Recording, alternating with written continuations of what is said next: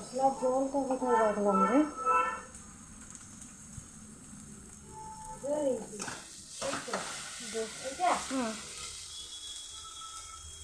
এবার দেখুন বন্ধুরা, আমি অল্প জল দিয়ে দিচ্ছি এর মধ্যে।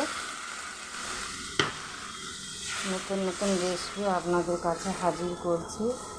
ভালো লাগলে লাইক।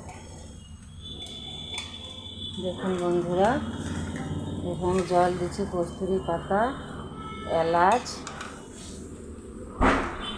এবার আমি এর মধ্যে জল দিয়ে দিলাম। দেখুন, এটাকে আমি ভেজে নিয়েছি। এটা গাট্টার সবজি।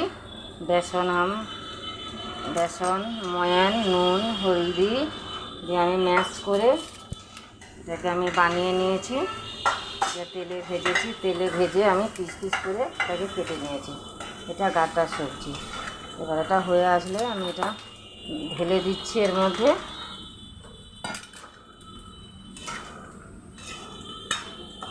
এবার এর মধ্যে আমি অল্প দই দিয়ে দেবো।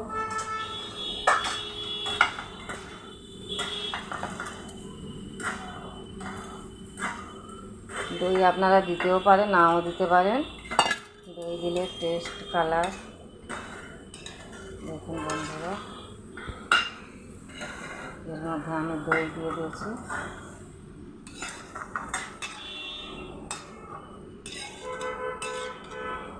ভালো লাগলে ভিডিও লাইক, কমেন্ট, শেয়ার করুন প্লিজ প্লিজ।